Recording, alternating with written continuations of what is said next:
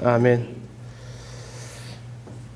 예, 지난 시간까지 이제 성막에 대해서 우리가 같이 보았습니다. 자, 오늘부터는 이제 레위기에 대해서 같이 배우게 됩니다. 레위기는 총 27장으로 되어져 있고요.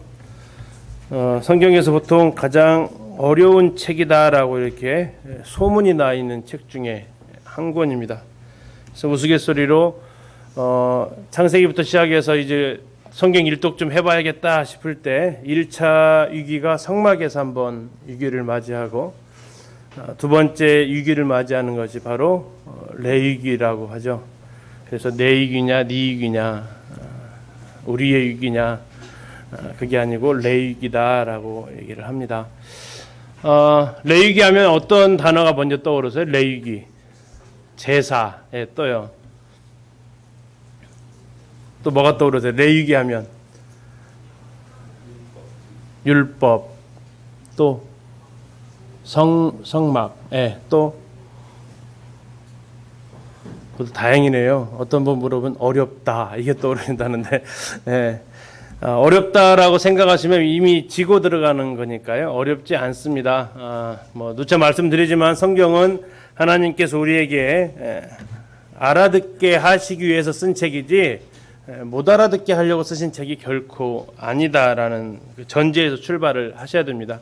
충분히 하나님께서 우리가 알아들을 수 있게끔 쓰셨다라는 것에 대해서 생각을 하시고 미리 겁먹지 마시고 27장까지밖에 되지 않습니다. 그리고 레위기는 또 가장 구조가 간단합니다.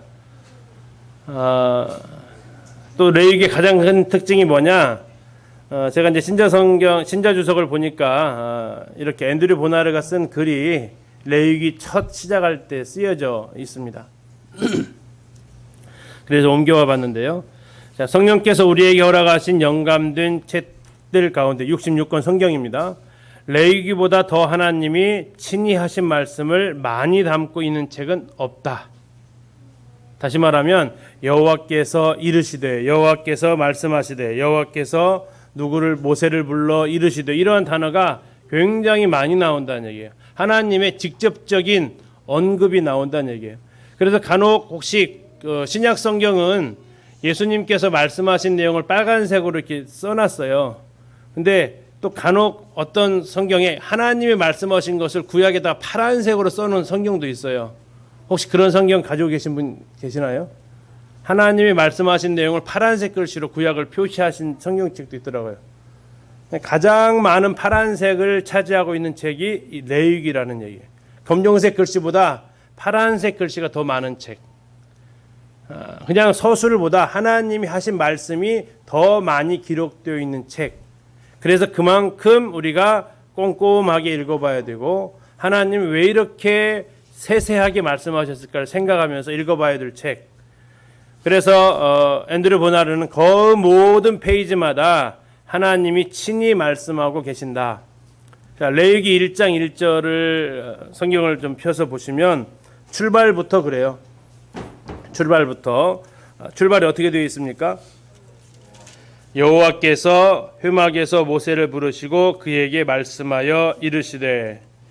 4장 1절도 동일하게 시작합니다. 여호와께서 모세에게 말씀하여 이르시되. 6장 1절도 보시면 여호와께서 모세에게 말씀하여 이르시되. 다시 8장 1절에 여호와께서 모세에게 말씀하여 이르시되.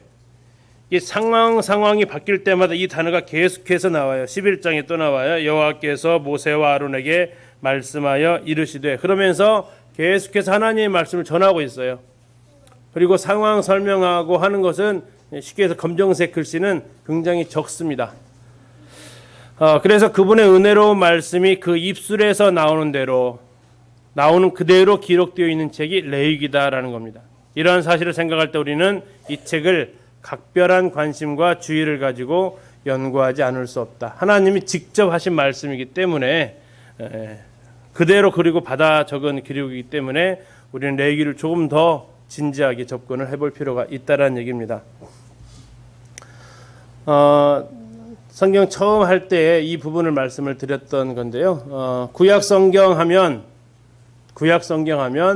뭐 어떤 단어가 떠오르죠? 보통 구약은 율법이다라고 얘기를 합니다. 구약하면 율법이고요. 또 구약하면 율법하면 모세오경입니다. 그리고 모세오경하면 그 중에서도 가장 그럼 중요한 책이 뭘까요? 율법이기 때문에 레위기가 됩니다. 그래서 구약 성경의 중심은 모세오경입니다. 이건 뭐 누가 뭐라 해도 인정되는 부분이에요. 구약 성경이 가장 중심은 모세오경이고, 그래서 그 구약 성경을 율법서라고 하기 때문에 토라가 율법서이니까 그 구약 성경의 대표 모세오경 중에서 율법을 가장 잘 말해주고 있는 책이 무슨 책이라고요? 레위기라는 얘기예요. 그러면 다시 얘기하면 3단 논법으로 가면 구약에서 제일 중요한 책이 무슨 책이라는 얘기예요? 예, 레위기가 되는 거예요. 그런데 우리는 너무나 여기 레위기에 대해서 이제 선입견이 많아요. 어렵다라는, 또 읽어도 잘 모르겠다 하는 이런 생각들을 가지고 있다 보니까 미리 지고 들어가니까 잘 안 익혀지죠. 그래서 읽는 것에 의의를 두기 쉬운 책이 레위기인데, 레위기는 그런 책은 아닙니다. 구약의 핵심이고 모세오경의 중심이 되는 책입니다. 다시 좀 복습을 하면 창세기는 어떠한 목적을 가지고 기록했느냐. 자, 1차 수신자가 누구라고 그랬죠? 창세기 1차, 이 책을 제일 먼저 읽는 사람, 출애굽을 한 백성들이라고 했습니다. 그래서 이 창세기는 너희를 나오라고 하신 분이 누구냐라는 거예요. 너희를 나오라고 하신 분, 도대체 누가 나를 보고 애굽에서 나오라고 했습니까? 출애굽기 3장에 그들이 묻잖아요. 그래서 나는 스스로 있는 자가 너희를 나오라고 했다라고 얘기를 출애굽기에서는 하고 있습니다. 그러면서 그 하나님이 어떠하신 분인지를 설명해 놓은 책이 창세기다라고 우리는 같이 살펴보았습니다. 자, 그 다음에 두 번째 책이 이제 출애굽기인데요.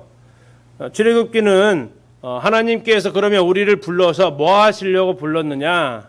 하나님의 친백성 되게 하시려고 불렀다. 그러면 그 친백성이 된 증거가 뭐냐? 하나님과 우리가 언약 백성이 되었다. 하나님과 우리가 언약을 맺은 사이가 되었다라는 얘기입니다. 그래서 십계명이 나오고 성막이 나오는 것이 출애굽기에서 중심이 되는 내용이라는 얘기예요. 앞부분은 누구랑 맺었냐? 애굽에서 신음하던 이스라엘 백성들, 그들을 불러서 언약을 맺었다. 무슨 언약 맺었냐? 십계명과 성막의 언약을 맺었다. 이게 이제 출애굽기 책이에요. 그러면 그 내용이 무엇이냐? 이게 무슨 책이라고요? 이게 레위기라고요. 언약을 맺었는데 도대체 그 언약의 세부적인 내용이 무엇이냐? 이게 오늘 배우게 될 레위기의 중요한 부분이다라는 겁니다. 그 다음에 민수기는 과연 그러면 그들이 레위기에서 맺은 그 언약대로 살았느냐 못 살았느냐, 이것을 보여주는 책이 민수기입니다. 하나님과 언약을 맺은 그 관계대로, 하나님께서 주신 그 율법대로 그들은 그 삶을 살았느냐 못 살았느냐. 살면 순종하면 복이고 못 살면 그들에게 징계가 임하는데, 과연 그들은 광야에서 율법대로 살았느냐 못 살았느냐. 살았어요 못 살았어요? 못 살았죠. 실패합니다. 그래서 새로운 세대에게 주신 말씀이 뭐라고요? 신명기라고 했습니다. 신명기의 신자가 무슨 신자예요?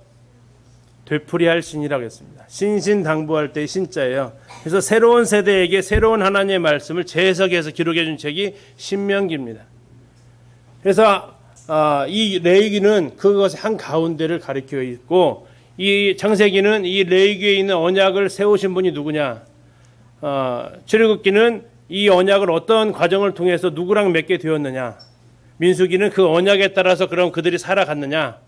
그 언약을 지키지 못했던 사람들에게 약속의 땅에 들어갈 때 다시 그들에게 재해석해 준 책이 레위기의 재해석이 신명기라는 겁니다. 그리고 이제 앞으로 우리가 다루게 될 역사서 12권은 민수기의 모습을 본다고 했어요. 그들이 율법을 지키고 하나님 말씀대로 살았는지 아닌지. 결국 그들은 하나님 말씀을 민수기의 복사판처럼 살지 못해서 나라를 빼앗기고 포로로 잡혀가는 신세가 되었다라는 얘기입니다. 그러면서 지어진 책들이 시가서입니다. 이 율법을 지켰을 때, 하나님 말씀에 순종했을 때에 하나님께서 자신에게 주신 복에 대해서 하나님께 찬양과 감사를 올려드리는 내용들이 이 시가서에 들어가 있어요. 또 하나님 앞에 불순종했을 때 하나님께로부터 징계를 당하고 고난을 당했다. 그러나 오히려 이런 것들 나에게 유익이 되었다라고 다시 고백할 수 있는 내용들이 시가서에 들어가 있어요. 잠언이나 이런 책들은 하나님 말씀대로 살아가는 것이 얼마나 중요한지, 전도서는 하나님의 뜻대로 살아가지 않은 것이 얼마나 헛된 것인지를 또 여러 각도에서 보여주고 있고요. 다음에 17권의 선지서, 이 선지서는 하나님의 말씀대로 지키지 않으니까 그들에게 다시 한번 나타나서 하나님의 말씀을 깨우치는 책이 선지서입니다. 우리는 지금 개인적으로 성경들을 가지고 있지만 이 당시 사람들은 성경을 개인적으로 소유할 수가 없었습니다. 그래서 그들은 성경을 읽어보지도 못한 사람들이 많았어요. 그래서 그들에게 있어서 하나님께서 우리에게 세우신 언약이 무엇인지를 다시 가르쳐줄 필요가 있을 때 하나님께로부터 보내심을 받은 사람들이 선지자라고 하죠. 선지자는 크게 두 개, 기록을 통해서 하나님의 말씀을 전하는 기록 선지자가 있고, 엘리야나 엘리사처럼 기록이가 아니라 직접 사역을 하고 설교하면서 하나님의 말씀을 전했던 구술 선지자라고 표현합니다. 말로 했던 사람들, 이렇게 선지자가 나옵니다. 그래서 선지자가 나타났다 그러면 나라가 지금 어떻다는 얘기예요? 예, 잘하고 있다, 못하고 있다? 못하고 있다. 많이 나타나면요? 아주 못하고 있다. 아주 못하고 있다라는 거예요. 그래서 선지자가 나타나는 것은 별로 좋은 현상은 아닙니다. 못하고 있으니까 나타나는 거예요. 자, 그래서 오늘은 이 구약 성경이 가장 중요한 레위기를 같이 이렇게 살펴보도록 하겠습니다. 레위기의 기록자는 모세죠. 모세오경의 기록자이기도 합니다. 레위기에서 56번에 걸쳐서 아까 우리가 잠시 찾아봤습니다. 레위기 1장, 4장, 5장, 6장, 11장 찾아봤습니다. 하나님께서 모세에게 말씀하신 기록이다라고 되어져 있습니다. 그래서 모세가 그럼 쓴 것이 아니라 하나님께서 모세에게 쓰라고 하신 것을 받아 적은 책. 그래서 보통 기록자라고 이렇게 얘기를 하죠. 예수님께서도 이 모세오경, 특히 레위기를 모세가 기록했다라고 마태복음 8장 4절에서 이야기를 하십니다. 문둥병자를 고치신 후에 모세의 명한 예물을 드려 저희에게 증거하라 이렇게 얘기하고 있어요. 이것은 레위기의 말씀입니다. 레위기에 나와 있는 문둥병 정결 규례입니다. 우리가 같이 살펴볼 겁니다. 그래서 이 레위기가 모세에 의해서 기록된 책이라는 것을 예수님께서도 증거하고 계시고요.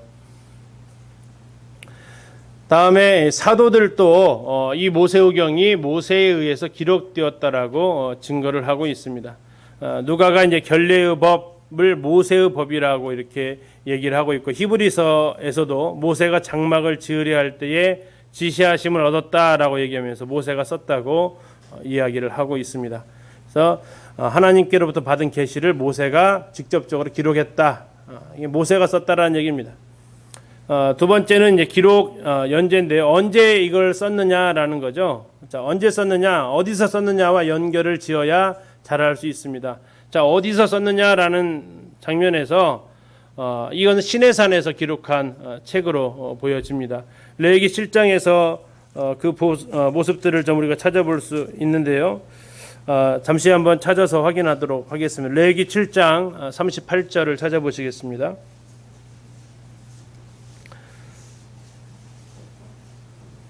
여호와께서 시내 광야에서 이스라엘 자손에게 그 예물을 여호와께 드리라 명하신 날에, 같이 읽겠습니다. 시작. 시내 산에서 이같이 모세에게 명령하셨더라. 어디서 명령하셨어요? 시내 산에서 명령하셨다. 성막이 세워졌던 곳이 어디죠? 성막이 세워졌던 장소가 역시 시내산입니다. 시내산에서 했기 때문에 이렇게 말씀을 하고 있고, 25장 1절에 제가 읽어드리겠습니다. 25장 1절에서도 여호와께서 시내산에서 모세에게 말씀하여 이르시되 이렇게 쓰여져 있고요. 26장 46절에서도 이것은 여호와께서 시내산에서 자기와 이스라엘 자손 사이에 모세를 통하여 세우신 규례와 법도와 율법이니라. 그리고 이제 제일 중요한 것이 레위기의 마지막 절입니다. 여기는 같이 한번 보겠습니다. 레위기 27장 34절입니다. 같이 한번 읽겠습니다. 레위기 27장 34절. 레위기의 마지막이 어디에서 지금 머무르고 있는지를 확인해야 됩니다. 시작.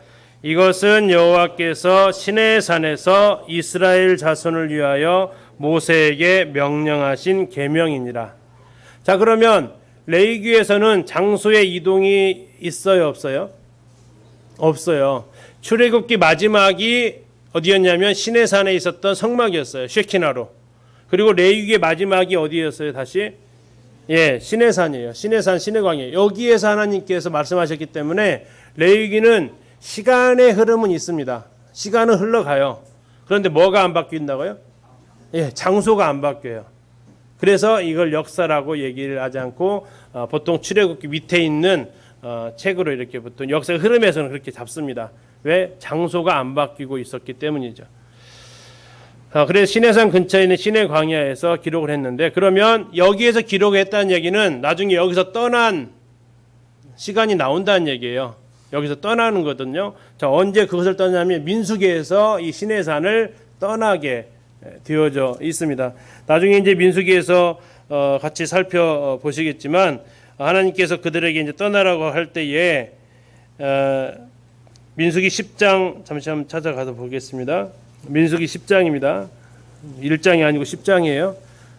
시간 순서로 그렇습니다. 민수기 10장 11절 보시면 민수기 10장 11절에 보시면 둘째 해 둘째 달 20날, 그러면 숫자로 고치면 2년 2월 20일.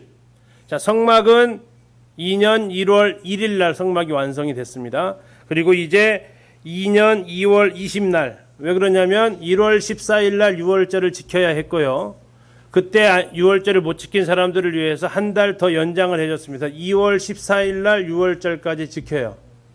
그리고 2월 20일 날 6월절이 다 끝났으니까 2월 20날 출발을 한다고요. 어디서 출발을 합니까? 12절. 이스라엘 자손이 어디에서 출발해요? 시내 광야에서 출발합니다. 드디어 장소가 이제 바뀌기 시작했어요. 레위기에서는 장소의 바꿈이 나와 있지 않고, 그럼 레위기에서 하나님께서 명령하신 계명을 기록을 했다라면 근절 언제냐면 출애굽한 지 1년 만에 1445년 정도에 기록을 했을 것이다라고 우리가 추정할 수 있다라는 겁니다. 그래서 우리가 방금 보셨던 것을 이제 다시 정리를 하면 성막이 세워진 2년 1월 1일 날 세워졌다고 그랬죠. 그리고 이스라엘 백성 시내산에 떠나는 거 2년 2월 20날 떠납니다. 그래서 딱 계산하니까 약 며칠이에요? 약 50일 동안 모세에게 계시는 겁니다. 레위기 1장 1절이 성막 완공 이후에 하신 말씀부터 시작을 해요. 그러니까 성막 완공이 1월 1일이니까 그날 말씀하기 시작해서 출발하기 전까지 2월 20일까지 약 50일 동안 성막 완공 이후에 6월절 제사 드리고 출발하기까지 시간이 약 50일 정도 그들은 시내 광야에서 있었습니다. 그때 무슨 일을 했냐면 첫 번째로 제사장 유임식을 합니다. 지금까지는 모세가 모든 것을 했다면 이제는 제사와 관련된 영역을 아론과 그 아들들에게 맡겨요. 제사장 유임식 합니다. 그러다가 제사장 유임식에서 아론의 네 아들이 있었는데 두 아들이 죽어요. 그리고 이제 시간이 지납니다. 그렇게 하면 약 한 1월 10일 정도 돼요. 유임식이 7일간 이루어지거든요. 1월 1일 날 시작해서 1월 일주일 정도 시간이 소요됩니다. 그리고 1월 14일 날 6월절을 해요. 그때 이제 어떤 그 시체 문제 때문에 그 함께 못했던 사람들을 위해서 한 달 더 뒤로 미뤄서 2월 14일 날 해요. 자, 그 사이에 이제 뭐 하냐면 이제 인구조사, 2월 2일 날 인구조사하고 막 그래요. 떠날 준비를 하는 거예요. 그러다가 2월 20일 날 떠납니다. 그래서 약 이 50일 동안에 쓰여진 책이다라고 보통 우리가 살펴볼 수 있겠습니다. 다음에 이 레위기의 명칭, 우리는 그냥 레위기라고 하는데 이 레위는 누구의 아들이에요? 누구의 아들이죠? 야곱의 12아들 중에 한 아들입니다. 몇째 아들이죠? 르우벤, 시므온, 레위, 유다 이렇게 됩니다. 그래서 야곱의 셋째 아들입니다. 이렇게 레위기인데 원래부터 그러냐? 히브리 책은 그렇지 않습니다. 히브리서의 원전 히브리어는 와잇 이크라라는 단어를 쓰고 있습니다. 그것은 모든 구약 성경이 대부분이 1장 1절에 나와 있는 부분을 갖다가 제목으로 합니다. 찬송가 제목 가사 첫 줄 이렇게 나와 있듯이 1장 1절에 여호와께서 회막에서 모세를 부르시고 이렇게 나와 있는데 그리고라는 단어 우리 성경에는 좀 개역 성경에는 그 해석이 빠져 있습니다. 그는 부르셨다라는 의미, 모세를 부르셨다라는 의미입니다. 여기에서 이제 따왔는데 70인역에서 히브리어를 헬라어로 바꾸는 그 과정 속에서 레이티콘이라는 단어가 쓰여지고 그것을 번역한 영어 성경이 이제 레이규, 그래서 우리식으로 레이규라는 단어가 되었다는 얘기고요. 근데 이제 자세히 읽어보면 아시겠지만 제목을 썩 잘 붙인 것은 아니에요. 레위인들과 관련된 일은 거의 없어요. 오히려 제사장들과 관련된 일이 훨씬 많아요. 레위인들과 관련된 것은 극히 적어요. 물론 제사장은 레위 지파에 있긴 합니다. 좀 더 포괄적인 의미에서 썼다고 한다면 레위기도 괜찮지만 대부분의 이 내용은 제사장들의 초점을 맞추고 있습니다. 그래서 제사장이 성막 안에서 무엇을 해야 되는지에 대한 내용들이고요. 또 제사장이 성막 안에서 제사를 드리는 일, 또 정결케 하는 일들을 어떻게 해야 되는지에 대한 세부적인 지침서가 됩니다. 그래서 우리가 레위기가 어려운 이유는 내가 할 일이 아니다라고 생각하니까 이게 좀 동떨어져 보입니다. 그러나 우리가 거기에 나와 있는 5제사를 드릴 필요가 없고요. 거기에 나와 있는 7절기를 직접적으로 행할 필요는 없지만 하나님께서 이 5절기 7개의 5제사와 7개의 절기 또 그 안에 있는 많은 정결법, 성결법을 통해서 오늘날 우리에게 하시는 말씀이 왜 우리에게 하시는 말씀이냐? 이 레위기서가 가장 많은 분량이 누구를 위한 책이라고요? 제사장을 위한 책이라고요. 제사장. 근데 우리가 누구예요? 신약에서? 그렇죠. 우리가 제사장이라는 얘기예요. 그래서 우리와 아주 직접적인 연관이 있다라는 겁니다. 우리는 잘 읽으셔야 되고 그것을 통해서 오늘날 우리에게 적용을 잘 하는 것이 중요한 부분이겠죠. 다음에 이 레위기에는 제일 중요한 단어를 꼽아라 한다면 두 단어를 보통 꼽습니다. 대표적인 단어, 가장 중요한 단어를 꼽으라면 레위기 하면 거룩입니다. 거룩. 이게 이제 하나님께서 이스라엘 백성들에게 요구하신 내가 거룩하니 너희도 거룩하라라는 거예요. 거룩이라는 뜻이 뭐죠? 거룩? 깨끗하다가 거룩이 아닙니다. 거룩이라는 얘기는 하나님께 구별되어졌다라는 거예요. 하나님께 속해 있는 것들이 거룩에 해당되는 겁니다. 깨끗하고 맑고 순수하고 이게 거룩이 아닙니다. 거룩이라는 얘기는 하나님께 구별되어졌다라는 거예요. 다시 말하면 하나님 거라는 거예요. 하나님 거는 거룩한 것이 된다는 얘기예요.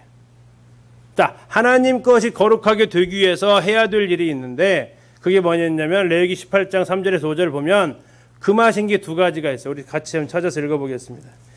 이 말씀은 레위기서에서 두 번째 부분에 해당되는 정결 예식과 관련되어진 굉장히 중요한 부분입니다. 18장 3절부터 5절까지 같이 한번 3절만 같이 한번 읽겠습니다. 3절 시작.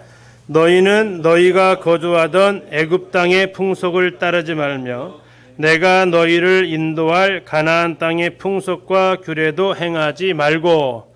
자, 두 가지를 하지 말라고 그랬습니다. 첫 번째 뭘 하지 말라고 했어요? 애굽 땅의 풍속인데 애굽 땅의 풍속은 과거, 현재, 미래 어디에 해당돼요? 과거죠. 거주하던. 그 다음에 또 뭐 또 따르지 말아야 돼요? 가나안 땅의 풍속. 이건 과거의, 현재의, 미래예요. 왜 미래죠? 그렇죠. 인도할. 그래서 이스라엘 백성들에게 영향을 주는 것이 과거의 하나의 생활 습관들, 또 구원받은 이후에도 여전히 우리를 영향을 줄 일들. 그러면 현재가 뭐냐 이거죠. 현재의 내 모습은 뭐냐. 그게 4절에 나와 있습니다. 현재형입니다. 4절 보시면 너희는 내 법도를 따르며 내 규례를 지켜 그대로 행하라. 나는 너희의 하나님 여호와이니라. 너희는 내 규례와 법도를 지키라. 사람 일을 행하면 그로 말미암아 살리라. 나는 여호와니라. 과거예요, 현재의 미래예요? 현재입니다. 이게 현재형이에요. 과거의 애굽이나 미래의 가나안이 너희의 삶 속에 이것을 좌지우지하지 않게 하고 오늘을 살아가는 우리에게 있어서 제일 중요한 것은 내 법도와 내 규례다. 이것을 지켜야 너희가 살아갈 수 있다라는 겁니다. 왜? 하나님 백성이 되었으니까. 하나님 백성은 하나님의 법으로 살아간다라는 겁니다. 우리가 구원받기 이전에 내가 늘 즐기던 풍습들이 있었어요. 구원받기 이전에 내가 추구하던 내 삶에 즐거움을 준 요소들이 있었어요. 그거 어떻게 하라고요? 네, 따르지 말라고요. 또 구원받은 이후에 또 계속해서 나를 괴롭히는 부분들이 있어요. 구원받았음에도 불구하고 나를 계속해서 빠뜨리는 새로 배워가는 죄들이 있어요. 그것도 역시 너를 좌우하지 말고 너희가 할 것은 하나님의 말씀을 따라서 살아라. 그리스도인들은 하나님의 문화로 살아야 된다라는 제시를 해주고 있습니다. 그래서 결국 레위기서가 그것을 얘기를 해주고 있어요. 어떻게 살아야 될지에 대해서. 그래서 과거에 잘못된 것들은 이미 출애굽기나 그것에서 했고 가나안 땅의 규례에 대해서 계속해서 얘기해요. 너희들이 들어갈 땅에는 이런 일들이 있다. 근데 이러한 일들을 했기 때문에 내가 그 땅을 뺏어가지고 너희에게 주는 거다. 근데 만약에 너희들이 그와 같은 행동을 또 따라하면 어떻게 하겠다고요? 너희를 똑같이 이 땅에서 토해버리겠다라는 겁니다. 그래서 너희들은 이제 하나님의 말씀으로 살아라라고 레위기가 얘기를 하고 있습니다. 이스라엘 백성들이 가나안에 들어가서 지켜야 될 그래서 절기가 나와 있습니다. 7개의 절기와 안식일이 나와 있고 또 매일 해야 될 것이 있고 일주일마다 할 것이 있고 매월 해야 될 게 있고 1년마다 할 것이 있어요. 그래서 이스라엘 절기는 크게 4가지로 나눠요. 하나님 앞에 나갈 때 매일, 다음에 뭐라고요? 일주일마다. 자, 매일은 상번제라고 합니다. 아침과 저녁으로 해야 될 상번제가 있었어요. 일주일은 뭘까요? 안식일입니다. 안식일의 규례가 있어요. 한 달은 뭘까요? 초하루 삭자를 써가지고 월삭의 규례가 있어요. 월삭. 다음에 1년에 7가지의 절기가 있어요.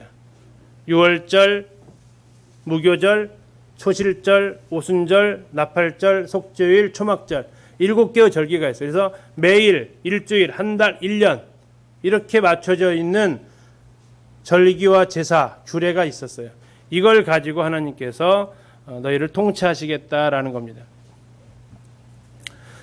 자, 그래서 아까 말씀드린 대로 레위기의 주제를 한 단어로 말하면 거룩입니다. 거룩.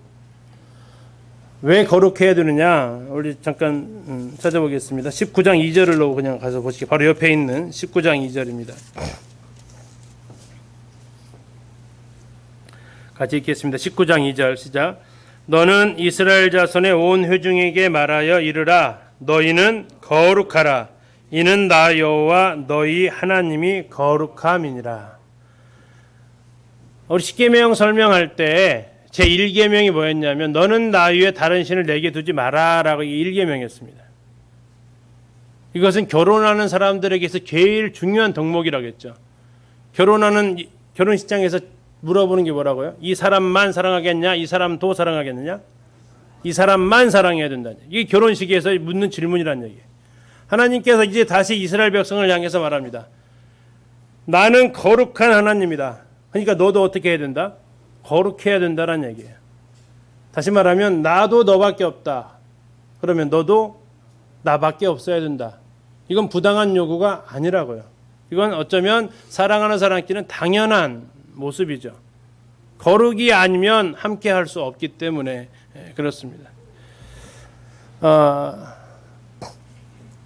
그러면 어떻게 우리가 거룩할 수 있냐라는 것이 이 레위기의 중요한 내용이에요. 우리가 어떻게 거룩할 수 있습니까? 3가지를 통해서 거룩할 수 있다라고 얘기를 해요. 그 3가지가 뭐냐면 첫 번째는 희생 제사를 통해서 하나님께 나아갈 수 있다라는 거예요. 하나님 앞에 제사를 통해서 번제와 소제와 화목제와 속죄제와 속건제를 통해서 하나님 앞에 나아갈 수 있다라는 거예요. 이따 보시겠지만 레위기 1장 1절에서 하나님께서 이렇게 표현하십니다. 잠시 한번 찾아보실까요? 1장 2절입니다. 1장 2절 보시면 이스라엘 자손에게 말하여 이르라. 너희 중에 누구든지 여호와께 뭐라고 나와 있어요? 그 다음에요. 예물을 드리려거든 이렇게 나와 있어요. 예물을 드리려거든. 자, 이 의미는 어떤 의미냐면 너희 중에 누구든지 나한테 가까이 나아오려거든 이런 의미를 가지고 있어요. 하나님한테 가까이 나오고 싶다면 이런 의미를 가지고 있어요. 우리가 사람하고 친해지는 것 중에 하나가 또 어느 집에 손님 초대를 받았다고 한번 생각해 보세요. 초대를 했으면 그 집 갈 때 보통 어떻게 가요? 손에다가 뭐 들고 가요? 선물 들고 가죠. 그 선물은 누구 줄 거예요?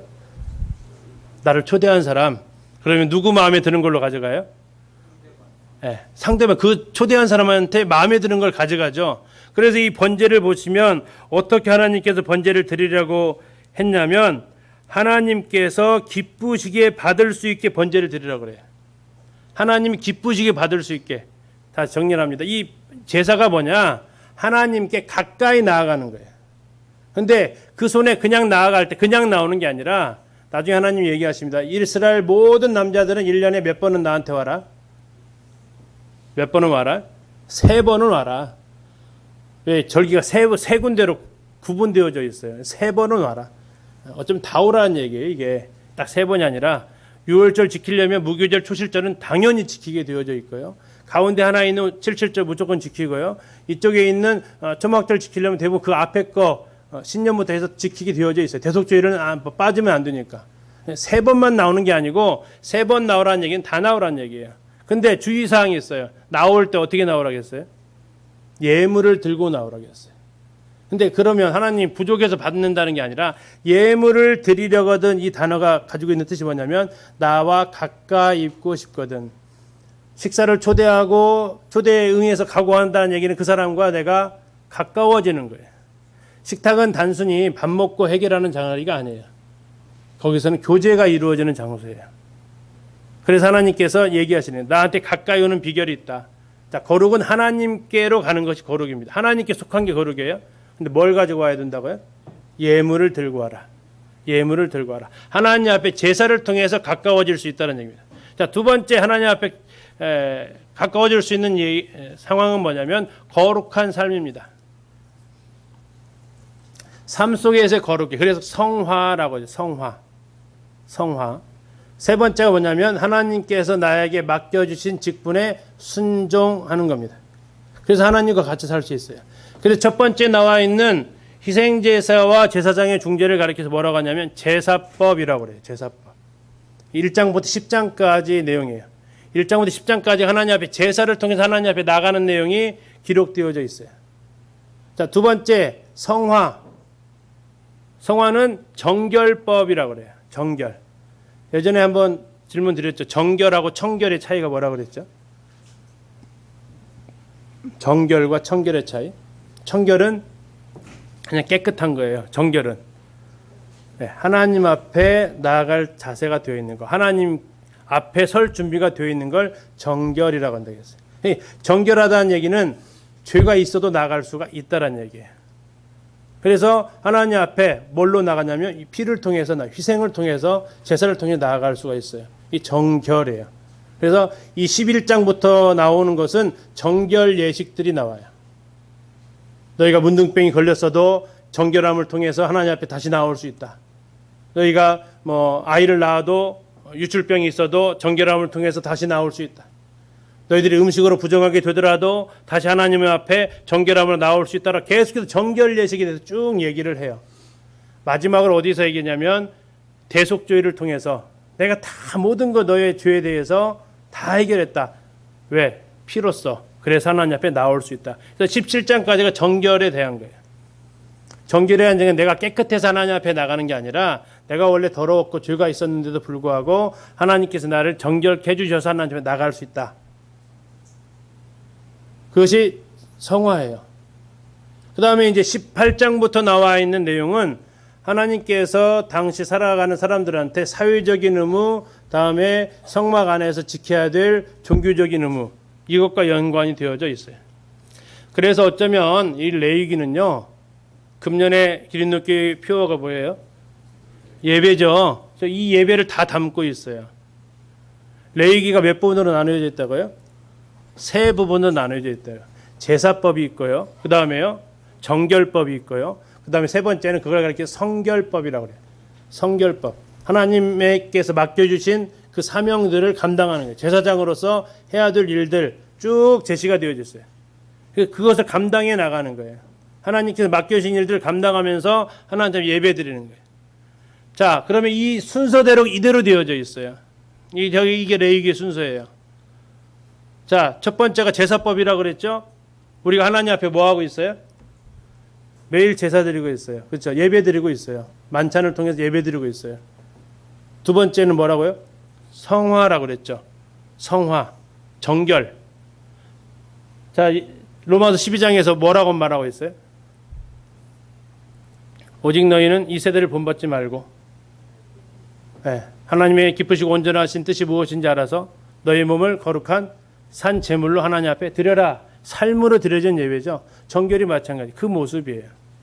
삶 속에 일어나는 많은 우리를 더럽히는 것들이 있지만 우리 삶 속에서 자신을 다시 하나님 앞에 정결하게 드려서 다시 하나님 앞에 나아가는 거, 이게 삶으로 드려지는 예배가 레위기 11장부터 17장까지 나와 있는 정결법이에요.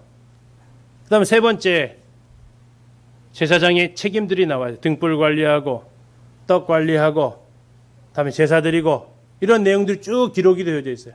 그들이 해야 될 일들이에요.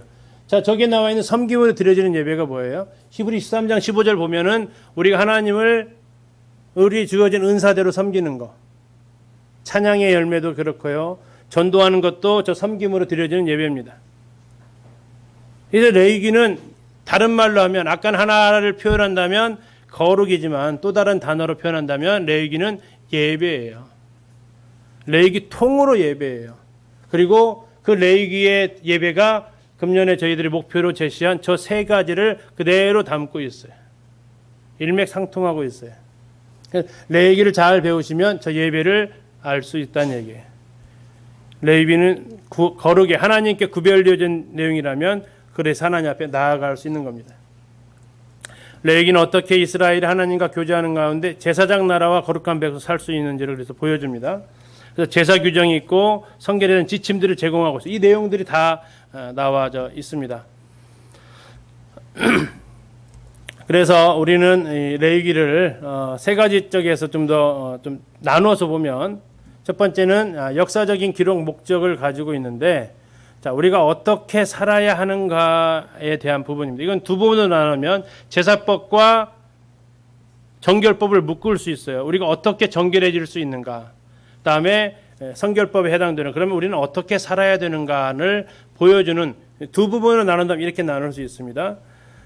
다음에 이제 예수님을 나타내는 목적이 또 들어가 있습니다. 누가복음 24장에서 모세와 그 선지자들을 통해서 기록한 것들이 다 나에 대한 기록이다라고 예수님께서 선언을 하셨어요. 레위기에 나와 있는 이 내용들을 통해서 우리는 누구를 발견해야 된다고요? 예수 그리스도를 발견해야 된다고요. 이 다섯 제사가 예수 그리스도를 그대로 보여주고 있어요. 7개의 절기가 예수 그리스도를 그대로 보여주고 있어요. 정결 예식도 마찬가지예요. 예수님을 찾으셔야 우리는 성경을 레위기를 잘 또 읽은 게 되겠습니다. 세 번째로 레위기를 통해서 교리적인 것들을 우리가 살펴볼 수 있습니다. 이것은 하나님 앞에 나아가는 바로 구원과 관련되어져 있는 이런 부분입니다. 그런데 내가 그냥 나가서는 죽기 때문에 반드시 희생제물이 필요하고, 또 이 희생제물을 들고 나갔을 때에 나를 위해서 대신 이것을 제사를 드려줘야 될 우리 영원한 대제사장이 필요하다라는 것들을 우리는 이 레위기를 통해서 알 수 있습니다. 특징을 통해서 보면 레위기는 지침서다. 누구를 위한 지침서라고요? 누구? 예, 제사장들을 위한 지침서다. 나를 위한 지침서다라고 생각하시면 됩니다. 나를 위한 지침서다. 내가 어떻게 하나님 앞에 나가고 하나님 앞에 정결하게 다시 설 수 있으며 어떻게 이 거룩을 정결함을 유지해 갈 수 있는지를 보여주는 게 바로 이 레위기가 되겠습니다. 그래서 레위기는 하나님의 백성의 예배와 삶의 초점을 맞추고 있다. 여기에 초점을 다 맞추고 있다고 말씀드렸습니다. 레위기에서 이스라엘은 구속을 받고 제사장 나라로 또 거룩한 백성으로 세움을 입었는데, 레위기에서는 그런 하나님의 백성이 어떻게 이 삶을 살아낼 수 있는가, 이것을 보여주기 위한 목적입니다. 그래서 레위기는 굉장히 중요한 책인데 내 삶과 연관되어져 있다라는 얘기입니다. 어려운 책 아니고 내 삶과 직결되는 책입니다. 기독론적 관점에서 말씀드렸지만 레위기는 예수 그리스도를 잘 보여주고 있는데 대표적으로 첫 번째가 다섯 제사를 통해서 보여줍니다. 이거 이제 다시 설명을 가서 드릴게요. 번제를 통해서 소제, 화목제, 속죄제, 속건제를 통해서 예수 그리스도를 보여주고 계세요. 어떤 걸 보여주냐? 예수 그리스도의 성품과 사역과 죽으심 등을 보여주는데, 자, 번제는 뭐냐면 완전한 헌신이에요. 자, 하나님의 아들이 자신을 완전히 헌신해 주기 위해서 이 땅에 오셨다라는 기록이에요. 소제는 뭐냐면 이 땅에 완전하게 하나님의 그 헌신하기 위해서 오신 그분이 어떻게 되셨냐면 소제처럼 고운 가루로 빠지셨다는 얘기예요. 우리를 위해서 고난당하신 그분을 말씀해 주고 있어요. 그러면 그분이 왜 그렇게 고난을 당해 주셨느냐라고 말해주는 세 번째 제사가 뭐예요? 화목제를 위해서 그랬대요. 하나님과 너희 사이가 지금 원수가 되었는데 그걸 화목하게 하기 위해서 예수 그리스도께서 그렇게 희생이 되셨다라는 거예요. 그걸 통해서 어떠한 일이 벌어졌느냐? 속죄제가 치루어졌어요. 우리의 죄의 뿌리가 해결이 됐어요. 사탄의 머리를 밟으셨어요. 마귀의 일을 멸하셨어요. 그걸 통해서 우리의 이 속건제, 배상하면서 우리의 구체적인 생활 속에서 이 죄들까지도 우리는 여기에서 구원함을 받게 되었다라는 얘기입니다. 완전한 헌신을 하기 위해서 오신 그분, 번제부터 시작해서 그분이 가루로 부서지셨고 하나님과 우리를 화목하기 위해서 돌아가셨고 그로 인해서 우리의 죄의 근원이 해결되었을 뿐만 아니라 매일의 삶 속에서의 죄 문제까지도 그분은 해결하셨다. 이 다섯 제사가 바로 예수 그리스도를 그대로 보여주고 있다라는 얘기예요. 두 번째는 대제사장입니다. 제사장 위임식이 8, 9, 10장에 나와요. 이 제사장을 통해서 히브리서와 비교를 하게 됩니다. 히브리서가 이 레위기의 해석서라고도 표현하기도 하는데 이 레위기에 나와 있는 아론 계열의 대제사장하고 히브리서에서 나오는 멜기세덱 계열의 대제사장을 비교를 함을 통해서 우리의 주 예수 그리스도가 더 좋은 제사장이다라고 히브리서는 이야기를 하고 있죠. 그래서 이 대제사장을 알아야, 이 레위기에 나와 있는 이 대제사장을 알아야 신약에 나와 있는 예수 그리스도의 더 좋은 제사장을 알 수가 있습니다. 그리고 이제 세 번째가 7개의 절기죠. 아까 말씀드린 대로 이 7개의 절기는 예수님의 죽으심 6월절입니다. 그분의 흠없으심 무교절입니다. 그리고 그분이 사흘 만에 부활하심 무슨 절기예요? 초실절입니다. 그분이 가시고 50일 만에 성령께서 오셨습니다. 무슨 절기예요? 77절 오순절입니다. 그리고 그분은 다시 영광 가운데 여기서 말하는 것은 이제 강림이 아니라 재림하십니다. 무슨 절기예요? 나팔절이 이루어집니다. 이 23장에 나와 있는 절기는 교회를 향한 절기가 아닙니다. 누구를 향한 절기예요? 이스라엘을 향한 절기예요. 그래서 강림이라고 하지 않고 재림이라고 이렇게 얘기를 하는 겁니다. 예수님께서 우리를 데리러 오시는 것은 공중 강림이라고 하지만 지상에 임하시는 것이 재림이죠. 그래서 예수님께서 7월 1일 날이 이제 나팔절인데 그때 이 땅에 오십니다. 그리고 이스라엘 백성의 모든 죄를 속하십니다. 그게 대속죄일입니다. 그리고 천년왕국이 이어집니다. 그게 뭐예요?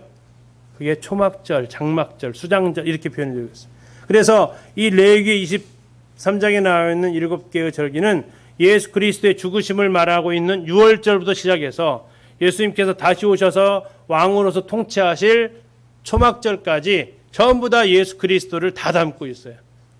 이것을 우리가 알게 될 때 신약에 나와 있는 이런 표현들을 우리가 훨씬 더 잘 이해할 수 있습니다. 레위기를 잘 모르면 히브리서가 해석이 안 돼요. 레위기를 반드시 아셔야 히브리서 해석이 되고 레위기서를 잘 아셔야 마태복음 해석이 돼요. 자, 그래서 우리는 이렇게 세 가지를 통해서 예수 그리스도를 레위기를 통해서 살펴볼 수 있다는 거죠. 다음에 이 레위기는 가장 중요한 것 중에 하나가 읽을 때 재미가 좀 없어요. 왜 재미가 없냐면 사건이 없어요. 아까 말씀드린 대로 사건은 딱 하나 나와 있어요. 나답과 아비후 죽은 거. 또 아주 짧게. 그리고 나머지는 제사를 드리는 법인데 한 번만 말씀하시고 끝나면 참 좋겠는데 똑같은 걸 계속 뭐만 바꾸냐면 대상이 바뀌면 이렇게 해라. 대상 바뀌면 이렇게 해라. 짐승이 바뀌면 이렇게 해라. 그 내용 계속 반복돼요. 그리고 아주 세밀하게 해요. 아주 디테일하게 설명을 해놓으시니까 우리는 그것을 직접 안 보니까 답답하지만 그러나 제사장들에게 있어서는 그렇게 세밀하게 해놓아야 하나님 앞에 실수하지 않기 때문에 그만큼 중요한 부분이죠. 그래서 우리 관점이 아닌 그들의 관점으로 우리가 좀 볼 수 있으면 좋겠다 싶고요. 레위기는 율법과 규례에 대한 상세한 기록을 하고 있고 모든 역사서, 지혜서, 신약에서 파생되는 모든 것들을 해결해 주는 열쇠의 역할을 하고 있습니다. 또 레위기를 아셔야 신명기를 또 알 수 있어요.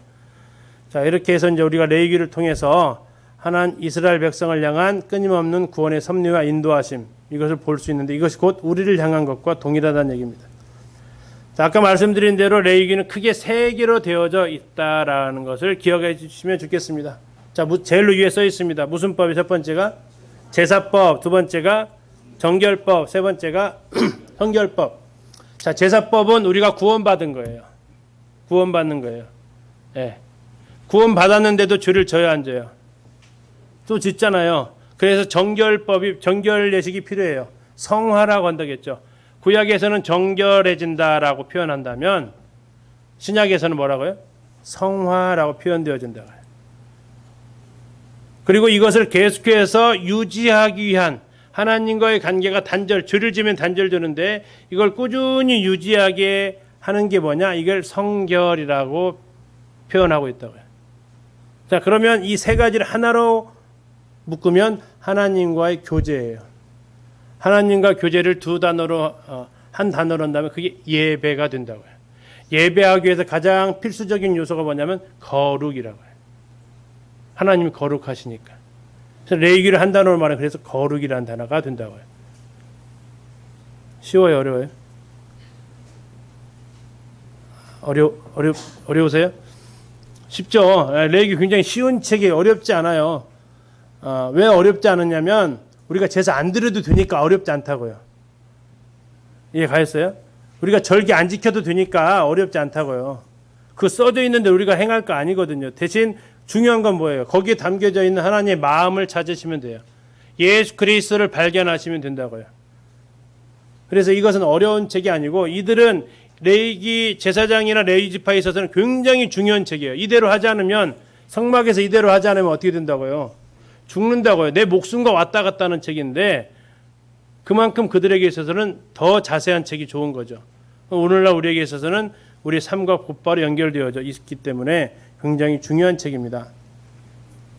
그래서 레위기를 세 부분으로 나누면 이제 좀 장별로 나누면 첫째 1장이 번제, 2장 소제, 곡식 제사입니다. 3장 화목제, 4장 속죄제, 속건제. 속죄제는 배상을 못하는 죄, 속건제는 피해 배상을 해야 되는 죄. 좀 달라요. 그래서 이제 이 5가지 제사해 가지고 레위기 5제사라고 표현합니다. 근데 이제 좀 읽어보시면 알겠지만 저를 좀 잘 아쉽게 나눠놨어요. 딱 안 떨어져 이렇게 장별로. 다음에 이 1장부터 5장까지는 6장에서 7장에서 반복되는 듯이 보여요. 6장 7장에서 번제, 소제, 속죄제, 화목제, 속건제가 또 나와요. 무슨 차이가 있냐면 1장부터 5장까지는 내가 드리고 싶은 거예요. 이건 제사장이 아니라 회중들이에요. 회중들. 이스라엘 백성들. 이스라엘 백성들이 이 5가지 제사를 드릴 때 주의사항이에요. 그럼 6장 7장은 누구의 주의사항일까요? 제사장들이에요. 백성들이 이런 제사를 드리고 싶어서 회막으로 나오면 제사장들은 이렇게 해라라는 제사장들의 지침서가 6장 7장 1장부터 5장까지는 백성들의 지침서예요. 그리고 이것을 실제로 행해야 될 사람들을 위임하는 것이 8장, 9장, 10장이에요. 근데 나답과 아비후라는 사람이 제사장 제대로 해보지도 못하고 바로 다른 제사들에다가 죽습니다. 그러니까 얼마나 이 제사법을 잘 알아야 되겠냐고요. 순간 목숨이 왔다 갔다 하는 거예요. 제사장들에게 있어서는. 자, 11장부터 17장까지는 정결법입니다. 그래서 11장에서는 먹을 젓가락장이라고 표현해요. 일자 두 개잖아요. 젓가락은 먹는 거잖아요. 먹을 거 못 먹을 거 얘기해요. 12장에서는 아이를 낳으면 어떻게 해야 되느냐. 13장에서는 문둥병, 나병 걸리면 어떻게 해야 되고 나병에서 어떻게 하면 정결케 될 수 있느냐. 15장에서는 몸에서 피가 나면 유출병이 걸리면 어떻게 해야 되느냐. 자, 이러한 모든 것들에 대해서 정결할 수 있는 방법을 제시를 해주고 계세요. 그리고 이것을 한 방에 해결할 수 있는 게 속죄일이에요. 그 모든 것의 근원은 뭐냐면 피예요. 피. 생명이 피에 있으므로 피가 죄를 속한다라는 게 17장이죠. 그래서 이게 하나님 앞에 구원받은 이후에 하나님의 백성으로서 죄가 나에게 있을 때 이걸 다시 회복하고 하나님 앞에 나아가는 것이 나와 있습니다.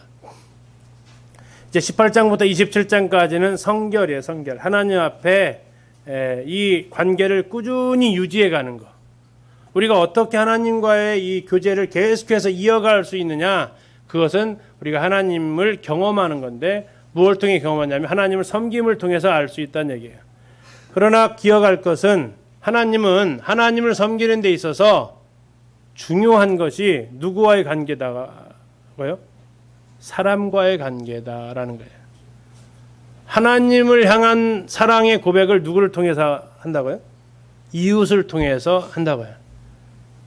하나님을 사랑하는 것과 이웃을 사랑하는 것이 떨어뜨려 놓지 않으신다고 하나님은. 보이는 형제 사랑하지 않으면서 보이지 않는 하나님 사랑할 수 없다라고 가르치는 거예요. 마태복음 15장에서 이스라엘 백성들이 하나님께 드린 거야 그러면 부모님한테 안 줘도 돼. 여기에 대해서 예수님께서 뭐라고 하셨어요? 칭찬했어요? 책망했어요?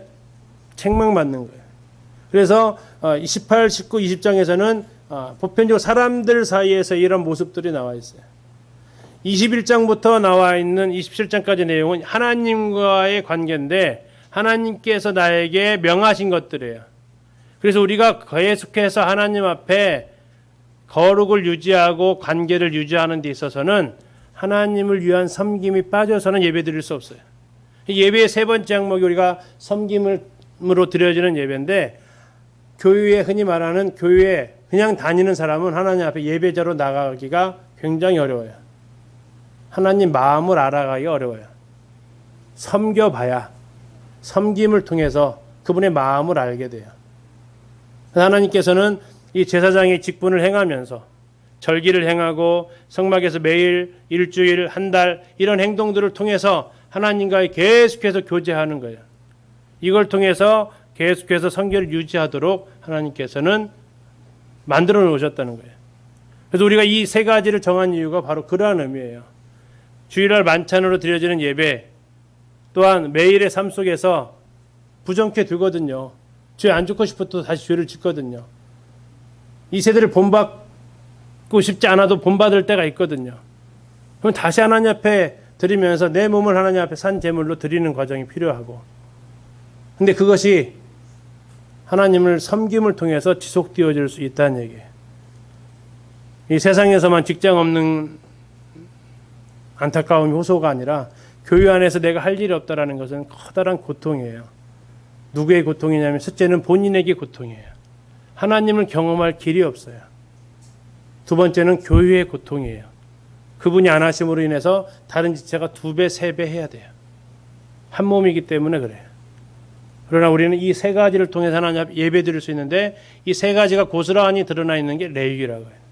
올해 예배라는 이 목표를 우리가 달성할 수 있기 위해서는 레위기를 우리가 잘 공부하면 가능하다는 얘기입니다.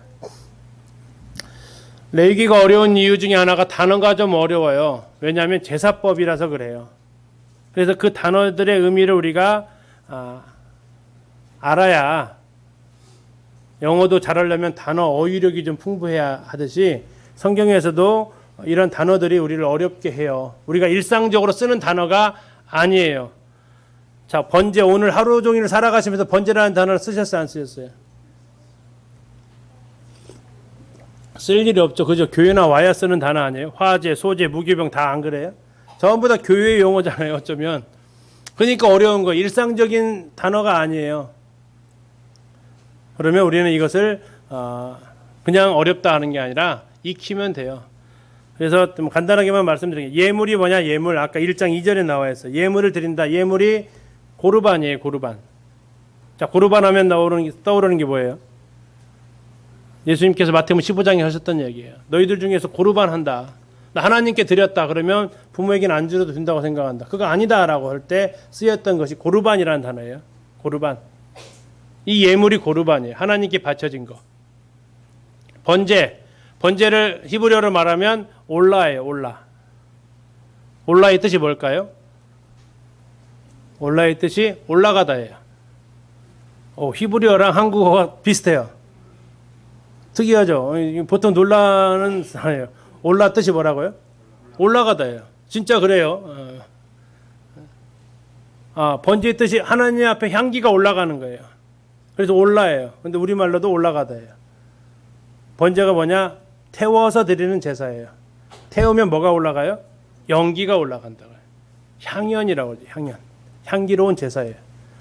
화제, 불화자 씁니다. 불로 태우는 제사예요. 제사 드리는 방법이죠. 5개의 제사가 전부 다 불이 필요합니다. 불로 드려진 제사예요. 소제, 힐소자 씁니다. 힐소자. 언제 휘어지냐면 곡식이 아주 고운 가루가 되어졌을 때. 고운 가루가 아니고 어떤 가루라고요? 고운 가루가 되어졌을 때. 어떻게 된다고요? 하얘져요. 그래서 힐소자를 써가지고 소제가 됐어요. 곡식 제사입니다. 근데 이거 소제는 단독 제사가 아니에요. 소제는 단독으로 드려지지 않습니다. 반드시 다른 고기로 드려진, 짐승으로 드려진 제사에 곁들여져서 드리게 돼 있어요. 소제의 특징입니다. 다음에 무교병, 없을 무자습니다. 누룩교자에 누룩 없는 떡병자죠. 누룩 없는 떡, 누룩 없는 빵입니다. 효소 없는 뜻을 가지고 있습니다. 화목제, 화목이라는 단어는 그래도 가끔 쓰죠. 화목은 누구한테 필요해요? 다툰 사람한테 필요하죠. 그래서 하나님과 우리 사이에 바로 깨어졌던 불화, 이것을 다시 회복시키는 것이 화목제입니다. 안수, 이것도 교회 용어죠. 안수는 어디에다 올리는 거예요? 머리에다 올리는 겁니다. 안수는 크게 2가지 의미가 있습니다. 첫째가 동일시라는 뜻을 가지고 있습니다. 동일하다, 너와 내가 동일하다. 두 번째는 전가의 의미를 가지고 있습니다. 내 것이 너에게로 옮겨간다라는 뜻을 가지고 있어요. 안수했다. 1장에서도 나와요. 안수해라라고 나와 있어요. 그러면 내 죄가 이 동물에게로 옮겨간다라는 얘기예요. 또 안수한다라는 또 다른 의미로 이제 나와 이 양은 동일한 것이 되어서 이 양이 벌 받으면 내가 벌 받은 겁니다라는 것이 동일시예요. 그러면서 내 죄가 넘어가니까 전가가 돼요. 그래서 야가 죽으면 내가 죽은 것과 똑같이 여겨지는 거예요. 이게 안수라는 의미를 가지고 있어요. 자, 여호와 앞에라는 단어인데 성막 머리에 그리실 수 있으시죠? 자, 여호와 앞에 잡으라고 이런 단어가 나와요. 거기가 어디냐면 성막 딱 들어가면 첫 번째 뭐가 있어요? 번제단 있죠. 번제단 오른쪽, 번제단 오른쪽이 북쪽이에요. 그래서 그쪽이 여호와 앞이에요. 근데 왜 거기서 잡았냐? 성경학자들은 이렇게 얘기해요. 거기에서 북쪽에서 죄가 시작이 됐대요. 하늘에서 북쪽에서. 그래서 거기에 대한 이유로 북쪽에서 하나님께서 이걸 잡으라고 하신다라고 이야기하는 학자들이 있습니다. 이따 1장에서 나옵니다. 다음에 속죄죄, 죄라는 것이 무슨 뜻을 가지고 있냐면 관역을 벗어나다라는 뜻을 가지고 있어요. 죄라는 단어 자체가 명중시키지 못한 거예요. 양궁에서 10점 만점에 10점을 못 쓰면 뭐라고요? 죄죠, 죄. 그래서 그 죄에 대한 죄를 갚기 위한 제사가 속죄죄입니다. 다음에 이제 저주하는 소리라는 단어가 이제 나오는데, 이제 보통 법정 용어죠, 법정 용어. 진실만을 말하도록. 이거 안 하면 저주 받는다. 오늘 뭐 청문회 했지만 그런 청문회 같은 데서 증인 선서하는 이유가 뭐예요? 거짓말하면 위증하면 위증죄 받는 거죠. 이게 저주하는 소리라고요. 에바, 우리 학생들이 쓰는 에바 아닙니다. 자, 이 에바는 곡식 세는 단위예요. 얼마라고요? 22리터. 22리터. 꽤 많은 곡식 양이죠. 다음에 속건제는 뭐냐면 피해배상을 해야 될 죄들이에요. 피해배상. 몇 퍼센트 합니까? 5분의 1. 그러니까 20%를 해요. 20%. 그래서 이웃에게 해를 입히면 20%를 제사를 드려야 되는데 이 속건제를 잘 나타내고 있는 성경 본문이 어디냐면 우리가 주일날 그 말씀 시간에 나왔던 본문이 마태복음이에요. 너희가 예물을 드리려다가 뭐가 떠오르면요? 형제에게 원망 들을 만한 일이 떠오르면 이건 뭐냐면 지금 피해를 준 거예요. 그럼 뭐 먼저 하라겠어요? 먼저 가서 속죄해야 돼요? 제사 드리고 속죄해야 돼요? 가서 저기 풀어야 돼요? 먼저 풀고 와서 제사 드려야 돼요. 이게 속건제가 가지고 있는 특징이에요. 속건제를 크게 두 개로 나눕니다. 나중에 또 볼 거니까. 자꾸 말씀드린 이유는 자꾸 말을 해야 하나라도 한 번은 들어와요. 이게 레위기의 기법이에요. 계속 얘기해요. 계속. 자, 미리 얘기하는 겁니다. 자, 속건제는 크게 두 가지가 있습니다. 하나는 성물에 하나님의 물건에다 피해를 끼친 죄가 있어요. 성물. 두 번째는 이웃에게 피해를 끼친 죄가 있어요. 그런데 해결 방법이 같을까요? 다를까요? 하나님의 물건, 쉽게 하면 하나님을 위해서 쓰여지는, 요즘으로 좀 이렇게 표현은 좀 어떨지 모르겠습니다. 교회 물건 표현할게요. 교회 물건을 갖다가 손상시켰다고 생각하시면 되고, 쉽게 해석입니다. 꼭 이렇다는 얘기는 아니에요. 자, 다음에 옆에 있는 형제 자매들의 물건을 손해시켰어요. 그럴 경우에 해결 방법이 같을까요? 다를까요? 다르니까 얘기하겠죠. 그죠? 달라요. 자, 하나님의 물건을 만약에 손해를 입혔으면 제사부터 해야 될까요? 배상부터 해야 될까요? 저만 알고 있을 때 재밌어요. 그렇죠?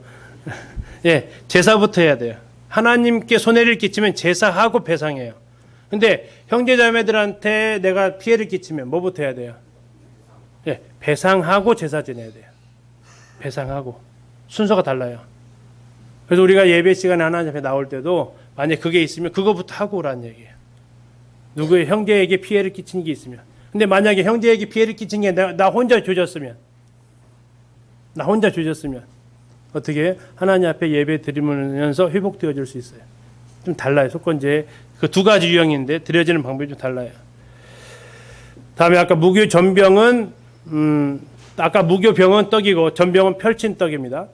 일종의 이제 부친 게 전이죠. 전. 거제는 들것자 씁니다. 이게 들어서 제사 드리는 제사가 거제예요. 쉽죠? 들어 올리면 거제예요.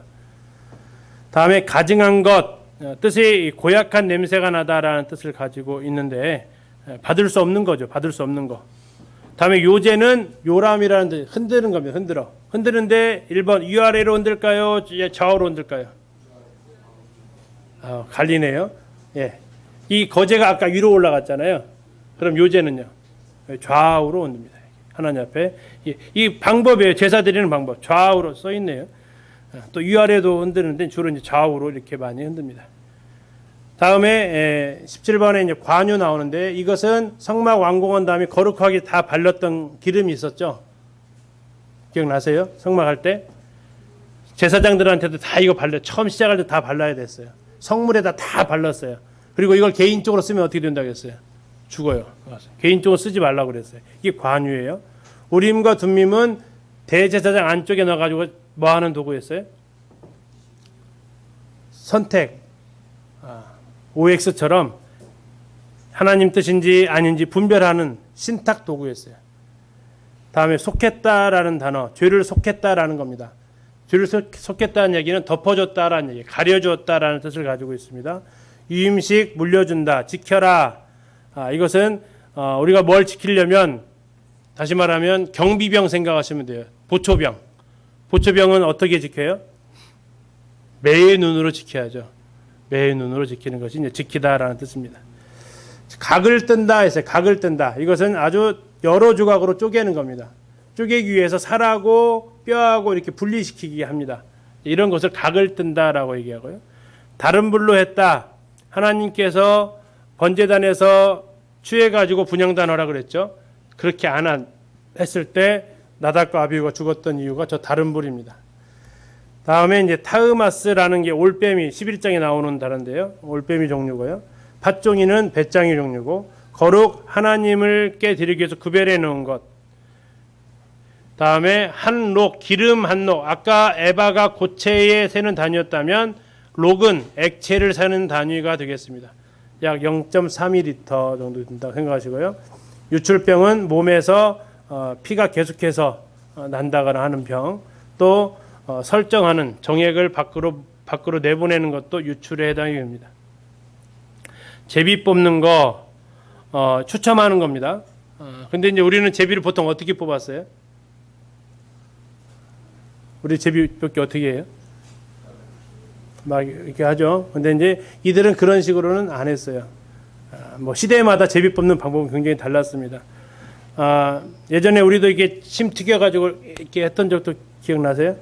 이게 저기 이제 바벨론 쪽으로 가면 이제 그런 어떤 비슷한 상황도 성경에 표현도 나와 있어요. 뭐 재물을 가지고 이렇게 동물을 잡아가지고 그걸 가지고 나타나는 모습, 뼈 이런 모습으로 제비 뽑기도 하고요. 아사셀 레위기 16장에 나오는 겁니다. 이스라엘 백성이 모든 죄를 지고 대속죄라 죽는 염소 아사셀. 향연 구름이 올라간다. 번제 태울 때 일어나는 것이 향연입니다. 다음에 네 하체다 이렇게 나와 있어요.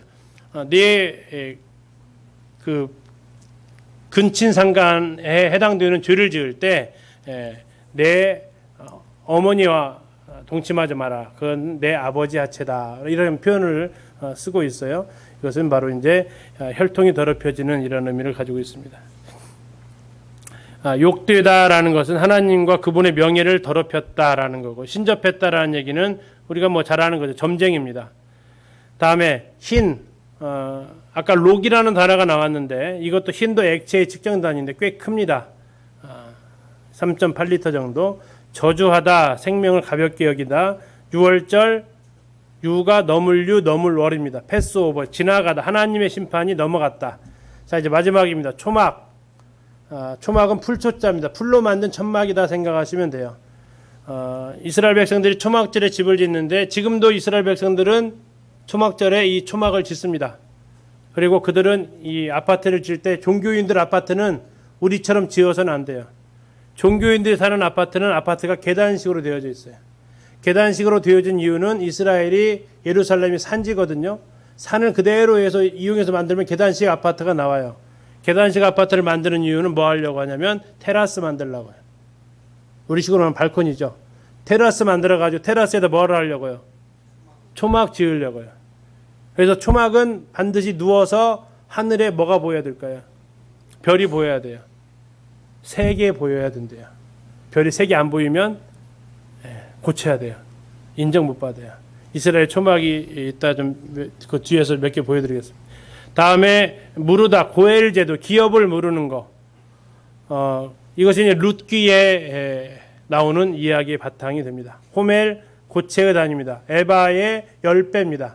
그래서 한 호멜은 220리터인데 이 호멜이 어디서 나오냐면 민수기에서 이스라엘 백성들이 메추라기 잡을 때 메추라기 한 호멜 잡으면 많이 잡은 거예요? 한 에바 잡아야 될 것 같아요? 한 호멜 잡아야 돼요? 우리 성도님들 한 에바 잡으실래요? 한 호멜 잡으실래요? 메추라기 나한테 고기를 주면 호멜이요? 200kg 어디다 싸드시고 드시게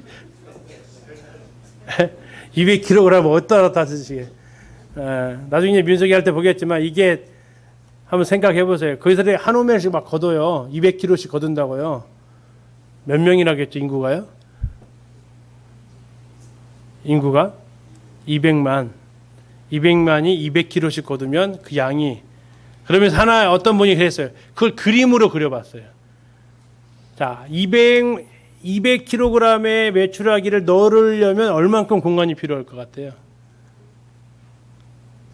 얼만큼이면 메추라기 하나에당 1kg 잡아도 몇 마리예요? 200마리 넣어야 돼요. 200마리 넣으려면 공간이 얼만큼 차지할 것 같아요? 건조시켜서 먹어야 되니까. 200마리 한꺼번에 다 못 먹잖아요. 엄청나겠죠? 그러다 보니까 다 넣을 수 있어요, 없어요? 못 넣죠. 고기가 부패하고 상하니까 그들에게 이제 전염병 돌죠. 그래서 죽어요. 그 다음에 이제 게라가 나오는데 가장 작은 무게 단위입니다. 0.57g. 자, 이런 식으로 해서 이 단어의 의미를 좀 아시면 레위기를 읽을 때 도움이 되십니다. 자, 10분간 쉬었다가 레위기 1장부터 시작하겠습니다.